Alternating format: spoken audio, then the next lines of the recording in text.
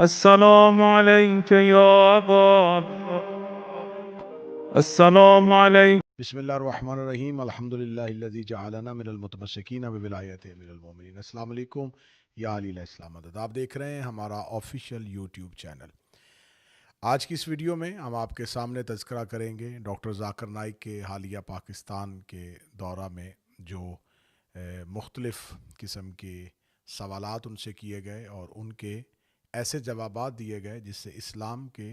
حقیقی چہرے کی عکاسی تو نہیں ہو سکی، لیکن کم از کم ان کی ذہنیت کی عکاسی ہوئی۔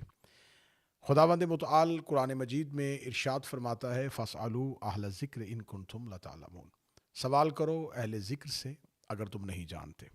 حکم پروردگار ہے سوال کرنا، یہ اللہ کا حکم ہے کہ سوال کیا جائے، لیکن سوال جاہل سے نہیں کیا جائے، سوال اس سے کیا جائے جو اہل ذکر ہیں۔ جاننا علم ہے اور نہ جاننا جہالت ہے۔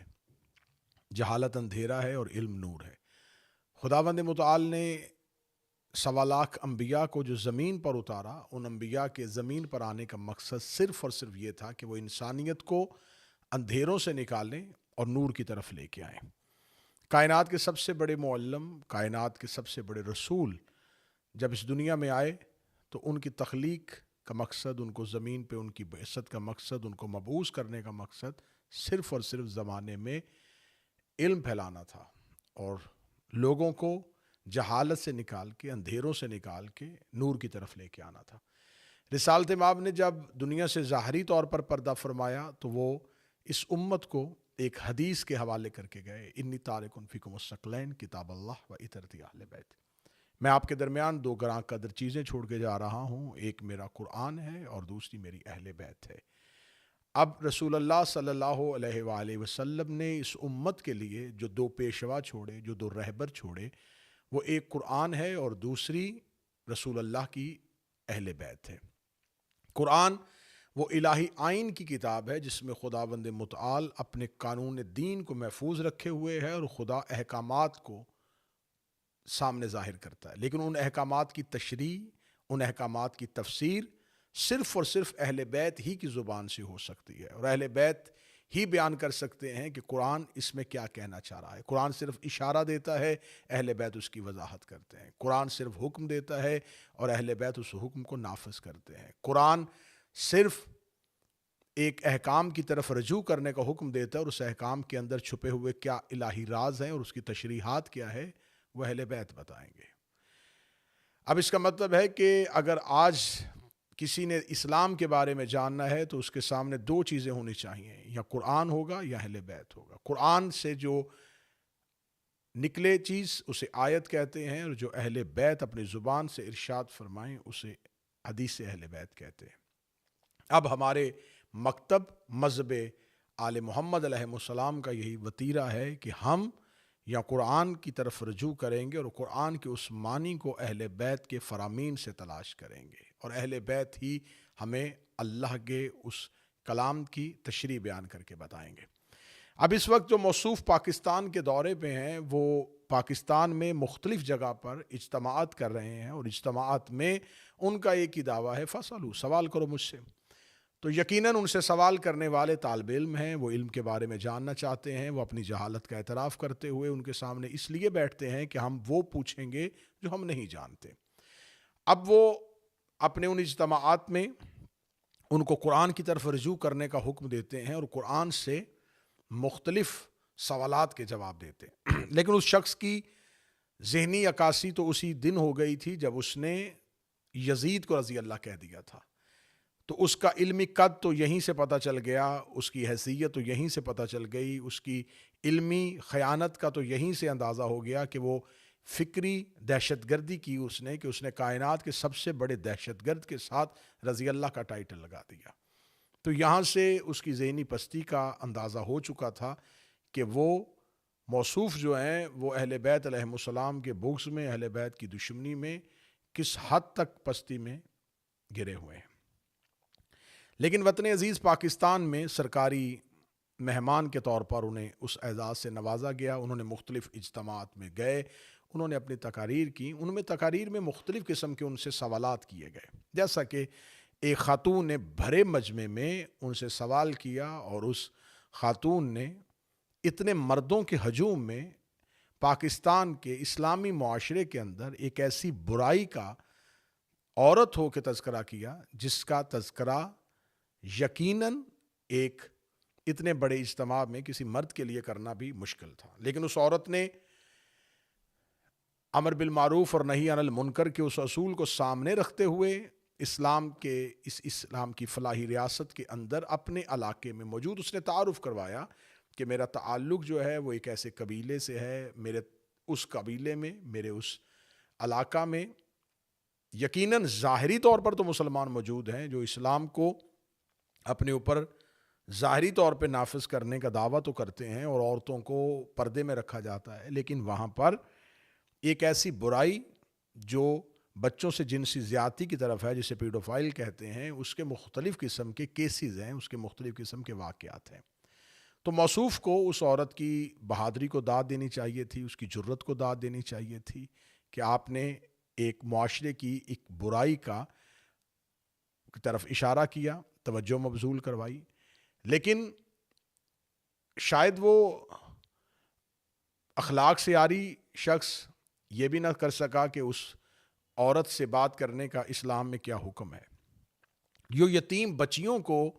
ایوارڈ دینے سے تو اس لیے گریزاں ہے کہ یتیم بچیاں کیونکہ بالغ ہیں اور بالغ کے احکامات ہیں تو نامحرم کے احکامات کے تحت وہ ان کو ایوارڈ نہیں دے سکتے, جبکہ انہوں نے شاید قرآن میں یتیموں کے حقوق نہیں پڑھے. جہاں خدا نے نامحرم کے لیے احکامات رکھے ہیں تو وہاں خدا نے تو اسلام میں قرآن میں لونڈیوں اور کنیزوں کے لیے بھی احکامات رکھے ہوئے ہیں. خدا نے تو ان کے تحفظات کا بھی خیال رکھا ہوا ہے. یتیموں کے لیے تو اللہ بار بار حکم دے رہا ہے کہ یتیموں کے ساتھ حسن سلوک سے پیش آؤ, بار بار قرآن اس کی طرف اشارہ کر رہا ہے. مسند احمد میں رسول اللہ کی وہ حدیث آج بھی موجود ہے کہ رسول اللہ نے فرمایا جو کسی یتیم کو پالے وہ میرے ساتھ بہشت میں ایسے ہوگا جیسے میرے ہاتھ کی 2 انگلیاں. پھر ایک جگہ پر حدیث ایسے نقل ہوئی اہل سنت کے یہاں کہ رسول اللہ نے فرمایا جو کسی یتیم کے سر پہ ہاتھ پھیرے تو اس ہاتھ کے نیچے جتنے بال ہوں گے اتنے ہی اس کے گناہ معاف کر دیے جائیں گے. یہ تمام حدیث جو برادران اہل سنت کی کتابوں میں لکھی ہیں وہ یتیموں کے حق کے بارے میں ہیں. تو ایک طرف تو وہ صاحب جو ہیں وہ یتیموں کو دعا اور ایوارڈ دینے سے بھی اجتناب کرتے ہیں,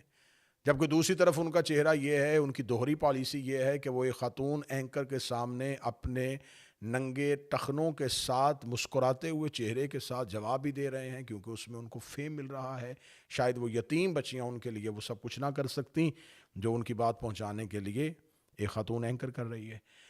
لیکن اب جب ایک بھرے مجمع میں خاتون اٹھتی ہے اور وہ اٹھ کے سوال کرتی ہے تو اس کی جرت کو, اس کی بہادری کو داد دینے کی بجائے وہ سریعام اس عورت کی تذلیل کرنی شروع کر دیتے ہیں اور بار بار وہ عورت اعتراف کرتی ہے کہ شاید مجھے اپنا سوال پہنچانے میں غلطی ہوئی ہے, میرا سوال کرنے کا مقصد یہ ہے, اور وہ اس سے معافی کا مطالبہ کر رہے ہیں.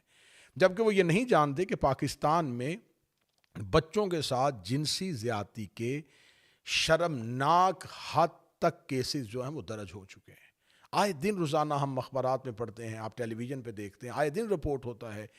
کہ نعوذ باللہ مساجد کے اندر بچوں کے ساتھ جو سلوک کیا جا رہا ہے, جو دین کا لبادہ اوڑے ہوئے وہ افراد جو ہیں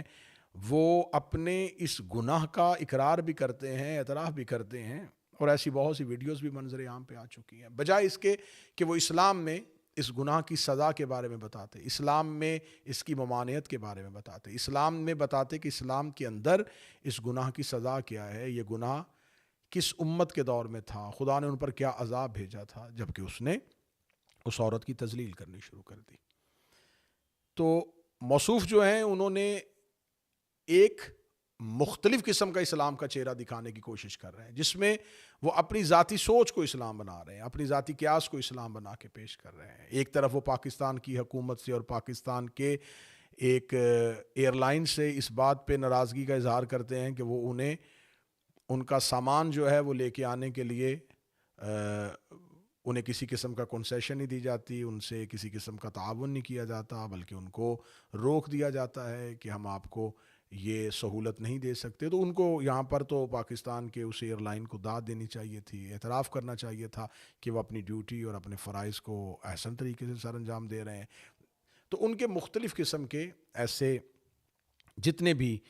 چیزیں جو سامنے آ رہی ہیں، اس ویڈیو میں مجھے اس کی شخصیت کو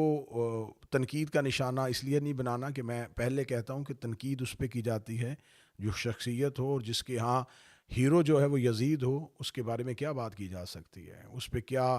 اس پہ اور کیا اعتراض کیا جا سکتا ہے کہ جس کے ہاں جو اسلام نے رضی اللہ کا ٹائٹل ہے وہ یزید جیسے ملعون شخص کو دے دیا جاتا ہے۔ تو اب اسلام جو ایک حقیقی چہرہ رکھتا ہے ناظرین گرامی قدر، وہ چہرہ یہ ہے کہ آپ سوال کریں، آپ ضرور پوچھیں، آپ جانیں، آپ کو جاننے کا حکم ہے، اللہ کی طرف سے آپ کو حکم ہے کہ آپ جانیں، آپ علم حاصل کریں، آپ پوچھیں، آپ سوال کریں، لیکن سوال کرنے کے جہاں خدا نے حکم دیا ہے تو وہاں خدا نے یہ بھی بتایا ہے کہ آپ نے پوچھنا کس سے ہے، آپ نے سوال کرنا کس سے ہے، جس سے سوال کیا جائے اس شخص کے اندر کیا شرائط ہونی چاہیے۔ اور پھر آپ نے کسی بھی شخص سے جب اسلام کے بارے میں سوال کرنا ہے، چاہے وہ اسلام کے کسی بھی فرقے کے ساتھ تعلق رکھتا ہے، تو آپ نے سوال کرتے ہوئے اس شخص سے یہ نہیں پوچھنا کہ آپ کیا کہتے ہیں، آپ نے ان سے یہ پوچھنا کہ اس کے بارے میں قرآن کیا کہتا ہے،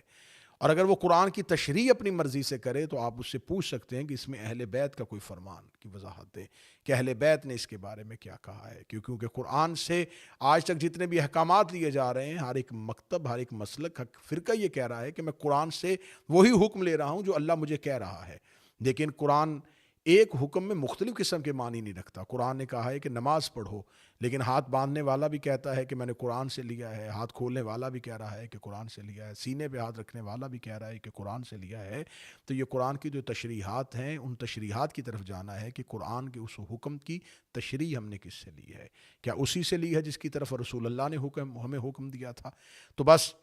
جہاں آپ کو سوال کرنے کا حکم ہے تو وہاں پر یہ بھی حکم ہے کہ سوال اس سے کیا جائے جو جانتا ہو، سوال اس سے کیا جائے جو اہل ذکر ہو، سوال اس سے کیا جائے جو آپ کو علم تو دے لیکن قرآن اور اہل بیت کے مطابق۔ خداوند متعال ہمیں جاننے کی، ہمیں پہچاننے کی صلاحیتوں سے نوازے، اور خدا ہمیں حقیقی علم کی طرف راغب کرے اور ہمیں حقیقی علم کی طرف